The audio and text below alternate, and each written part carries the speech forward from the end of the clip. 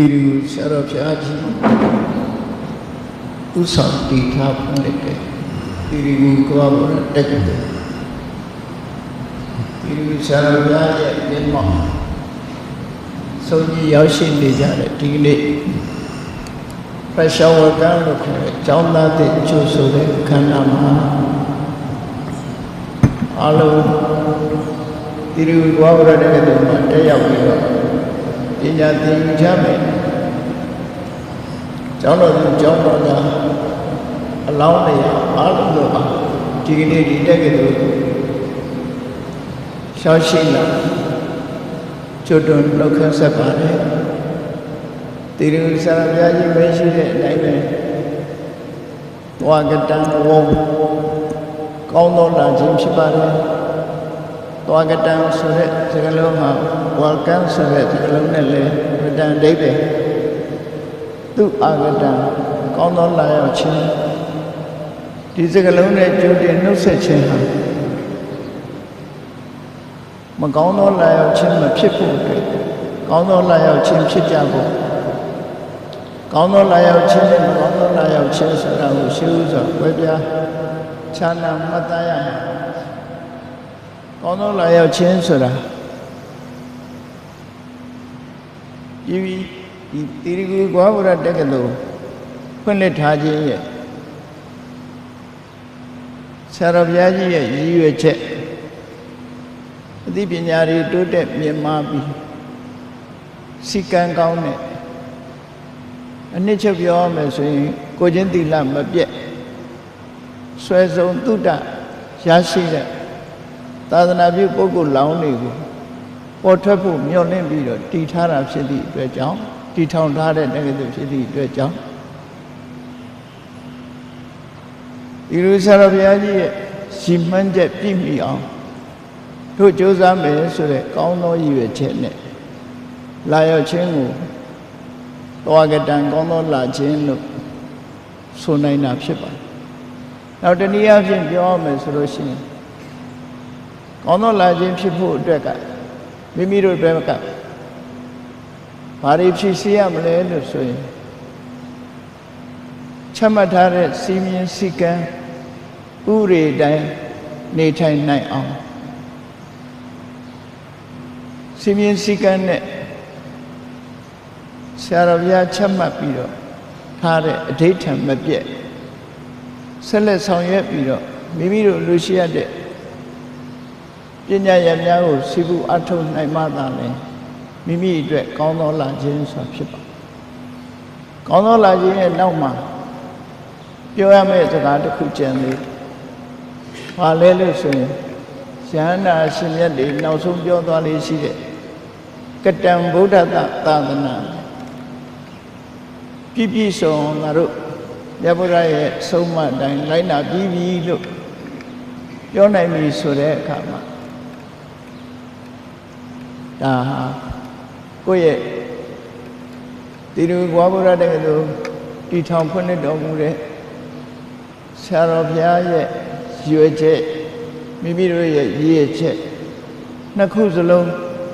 ပြည့်ပြည့်စုံတာဖြစ်သည့်အတွက်နောက်ဆုံးမှာကတံဗုဒ္ဓသာသနာမြတ်ဗုဒ္ဓရဲ့အဆုံးအမကိုတို့လုံးဝပြည့်ပြည့်စုံအောင်ဆောင်ရွက်နိုင်ပြီလို့ပြောနိုင်သည်ထိအောင်ကျိုးပန်းအထောက်ကြပါလို့တိုက်တွန်းပြောကြားလိုပါလေဒီကနေ့မြန်မာနိုင်ငံမှာကမ္ဘာဗုဒ္ဓတက္ကသိုလ်ဗုဒ္ဓတက္ကသိုလ်ဆိုတဲ့သံဃာတော်ရှင်မြတ်တွေဥဆောင်တဲ့ဘုရားဘာသာနဲ့ပတ်သက်တဲ့ University တွေ College တွေပေါ်ထွန်းပြီးတော့လာကြတာဖြစ်ပါတယ်အဲ့ဒါလို့ပေါ်ထွန်းလာတဲ့အထဲမှာ International Buddhist Academy လို့ခေါ်တဲ့တိရိကွာဗုဒ္ဓတက္ကသိုလ်ကအစဆုံးဖြစ်ပါအစဆုံးချမှတ်ပြီးတော့ဆောင်ရွက်ထားတဲ့တိရိကွာဗုဒ္ဓတက္ကသိုလ်နဲ့ဆက်နွယ်ရေးဖြစ်စေမဆက်နွယ်ပဲဖြစ်စေကမ္ဘာဗုဒ္ဓတက္ကသိုလ်ကြီးမြန်မာပြည်မှာပေါ်ထွန်းလာ ကောင်းသောပေါ်ထွန်းလာခြင်းလို့ပဲဆိုရမှာဖြစ်ပါတယ်သို့တော့ပြည်ပြည်ဆိုင်ရာဘုရားဒီတိရူကဝဘုရားတက္ကသိုလ် International Buddhist Academy ဆိုတဲ့တိရူကဝဘုရားတက္ကသိုလ်အကောင်းဆုံးတက္ကသိုလ်ဖြစ်အောင်ကြိုးစားကြရမှာဖြစ်ပါအကောင်းထဲမှာအကောင်းဆုံးဖြစ်ဖို့အတွက်အကောင်းဆုံးအလုပ်ကိုလုပ်ဖို့ရည်ရွယ်ချက်မှန်မှန်ကန်ကန်နဲ့ကြိုးပမ်းအထောက်ရအောင်ဒါမှကောင်းဆုံးတက္ကသိုလ်ဖြစ်မယ်တက္ကသိုလ်ဆိုတဲ့အရေးချင်းတစ်ခုဟာမြတ်ဗုဒ္ဓရဲ့အဆုံးအမတရားတော်တွေကိုအင်္ဂလိပ်ဘာသာနဲ့သင်ကြားရုံလေးဟာတက္ကသိုလ်အဆင့်ပညာလို့မခေါ်နိုင်ပါဘူးမြန်မာလိုသင်တာလဲဒီ subject ပဲအင်္ဂလိပ်လိုသင်ရင်လည်းဒီ subject ပဲတခြားဘာသာတွေနဲ့သင်ရင်လည်းဒီ subject ပဲအပေါ်ယံသင်ကြားမှုမဟုတ်ဘဲနဲ့မြတ်ဗုဒ္ဓရဲ့အဆုံးအမတွေကိုမူလကနေဆိုင်တဲ့အဓိပ္ပာယ်တွေဟောထုတ်ပြီးတော့ဥပမာမဲ့လွန်တဲ့နေတဲ့ပင်လယ်ကြီးမှာဆိုလို့ရှိရင်ပင်လယ်ရဲ့အောက်ခြေကျမ်းပြင်မှာတမိုးမဖြတ်နိုင်တဲ့ယရနာတွေဟာအပေါ်ယံမှာပေါ်တက်နေတာမဟုတ်ဘူး။လိုင်းနေချမျောပါနေတဲ့အရာတွေကတမိုးရှိတဲ့အရာတွေမဟုတ်ဘူး။လိုင်းလေကင်းစင်ပြီးတော့အလွန်ကိုနဲ့တဲ့အောက်ခြေမှာရှိတဲ့ဟာမှတကယ်ယရနာတွေဖြစ်တယ်။အဲ့ဒါလိုပဲမြတ်ဗုဒ္ဓရဲ့ဆုံးမပိဋကစာပေမှာပင်လယ်ကြီးတစ်ဖွဲ့ဖြစ်တဲ့ပိဋကစာပေမှာအလွန်နဲ့ဆိုင်တဲ့ယရနာတွေဆိုတော့များစွာရှိတယ်ဆိုတာပါရဒသုတ်တံမှာလည်းမြတ်စွာဘုရားဟောကြားထားတာရှိတယ်အဲ့ဒီနဲ့ဆိုင်တဲ့ဆုံးမသာသနာတွေကယရနာတွေကိုသိရှိဖြန့်ဝေနိုင်သည့်ထိအောင်တို့တွေကြိုးစားအထောက်ကြရမှာဖြစ်တယ်လေကြီးမားတဲ့ရည်ရွယ်ချက်ထားဖို့လိုအပ်ပါဘုရားရဲ့ဆုံးမတရားတော်တွေကိုအင်္ဂလိပ်လိုပြန်သင်ရုံနဲ့တက္ကသိုလ်ဖြစ်တော်မှာမဟုတ်ပါဘူးတက္ကသိုလ်ရဲ့အဓိပ္ပာယ်ကတက္ကသီလာဆိုတဲ့စကားလုံးကိုကြည့်ပဲဆိုရင်လည်းတကယ်ကိုလေးနဲ့ research သဘောနဲ့ကြံဆောင်ပြီးတော့အနှစ်သာရကိုရယူနိုင်သည့်ထိအောင်လုံးဝတကယ်တက္ကသိုလ်ဆိုတာဖြစ်လာမှဖြစ်တယ်။တမန်အပေါ်ယံတွေ့တော်မှုမျိုးတဲ့ပို့ပြီးတော့နဲ့ဆိုင်တဲ့တွေ့တော်ဆင်ခြင်မှုတွေကိုရှားရှိအောင်ကြိုးစားအထောက်ကြရဖြစ်တယ်။တမန်အဖြစ်လုံးမယ်ဆိုရင်အပေါ်ယံလေးကသွားမယ်ဆိုလို့ရှိရင်လိုအပ်တဲ့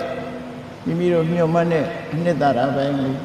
ရောက်ရှိမှာမဟုတ်ပါဘူး။ဒါကြောင့်မို့ထူးသတိထားကြရမှာတော့တက္ကသိုလ်တစ်ခုမှာ subject နဲ့ language နှစ်ခုရှိတဲ့တဲ့ပဲ language ဆိုဒီမှာမြတ်စွာဘုရားဟောတဲ့ပါဠိက poly language တကယ်အနှစ်သာရရှိတဲ့ပိဋကသုံးပုံကိုဟောကြားဆုံးမထားတဲ့ပိဋကသုံးပုံကိုထိမ့်သိမ်းဆောက်ရှောက်ထားတဲ့ဘာသာစကားဖြစ်သည့်အတွက်ကြောင့်ပါဝေစနလို့ခေါ်တဲ့ poly language ကပါဠိဘာသာပဲဖြစ်တယ် poly language ဖြစ်တဲ့ပါဠိဘာသာနဲ့ရေးသားထားတဲ့မြတ်ဗုဒ္ဓရဲ့ဆုံးမတွေကိုမိမိတို့ရဲ့ mother tongue လို့ခေါ်တဲ့မြန်မာစကားနဲ့လေးနဲ့တဲ့အဓိပ္ပာယ်ရရှိသည့်ဖြစ်အောင်သင်ယူကြအောင်ဖြစ်ပါကမ္ဘာသောစကားဒီကနေ့ဖြစ်နေတဲ့ international language ဆိုတဲ့အင်္ဂလိပ်ဟာလည်းဘာသာစကားတစ်ခုမျှသာဖြစ်ပါ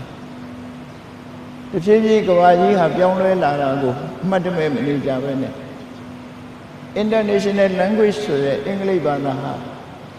တနေ့ကျလို့ရှိရင် international ဖြစ်ကနေပျောက်ကွယ်သွားနိုင်သေးတယ်ဆိုတော့သတိထားဖို့လိုအရေးကြီးဆုံးကတော့မိမိတို့ရဲ့မိခင်ဘာသာနဲ့ပဲအဲ့ဒီလိုမှာလေးနဲ့တဲ့ဘုရားရဲ့အဆုံးအမအတိတ်ပဲရှင်တဲ့နှလုံးထဲရောက်အောင်မိမိတို့ကိုယ်တိုင်လည်းသိအောင်ကြိုးစားရမှာဖြစ်တယ်မိမိတို့ရဲ့ပတ်ဝန်းကျင်နိုင်ငံသူနိုင်ငံသားဘုရားဘာသာဝင်များရဲ့ရှင်တဲ့နှလုံးထဲရောက်အောင်လည်းမြတ်စွာဘုရားရဲ့အဆုံးအမတရားတော်ကိုဖြန့်ဖြူးပေးကြရမှာဖြစ်တယ်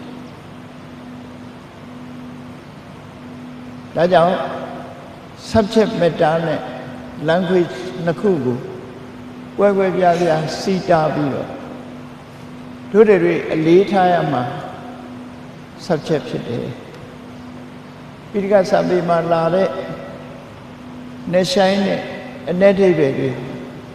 တို့ရဲ့သင်ရိုးမှာအဓိကဘာသာရပ်တွေဖြစ်တယ်ဒီအဓိကဘာသာရပ်တွေကိုနေ့စဉ်လူမှုဘဝမှာဘယ်လိုအသုံးချပြီးတော့မိမိတို့နေထိုင်ရာကိုယ့်ရဲ့နိုင်ငံမှာဘယ်လိုပညာရေးမြင့်တင်မယ်ဘယ်လိုစိတ်နေသဘောထားတွေကြောင်းလဲအောင်မြင့်မြတ်တဲ့စိတ်နေအခြေအနေတွေတိုးတက်ရရှိလာအောင်မြတ်ဗုဒ္ဓရဲ့အဆုံးအမကိုခြေခံပြီးသာသနာတိုးတက်ရာတိုးတက်ကြောင်းပိဋကသုံးဖို့မိမိတို့နိုင်ငံမိမိတို့လူမျိုးတွေရဲ့လက်ထဲမှာရှိတဲ့စေရနာကြီးပျောက်ပြက်မသွားအောင်ပြန်ပွားတဲ့ပြန်ပွားအောင်ဘယ်လိုလှုပ်ဆောင်ရမလဲဆိုတာရှင်တဲ့နှလုံးထဲမှာထားပြီးတော့ကြိုးစားကြဖြစ်ချင်ပါလေနှစ်စဉ်ကျောင်းသားတွေလက်ခံပြီးတော့သင်ကြားပို့ချနေခြင်းဟာမြတ်ဗုဒ္ဓရဲ့အဆုံးအမတရားတော်ကြီးရင်းတဲ့နှလုံးထဲရောက်ရှိပြီးတော့မိမိတို့ကိုယ်တိုင်နားလည်သဘောပေါက်ပြီးအများနားလည်သဘောပေါက်ကျင့်သုံးနိုင်အောင်လေ့လာကြရမှာဖြစ်တယ်ဆိုတာတတိကြီးစွာထားပြီးဝိရိယစွမ်းအားတတိစွမ်းအားဉာဏ်စွမ်းအားတို့ကိုသုံးချပြီးချမှတ်ထားတဲ့စီကံစီမင်းမပြတ်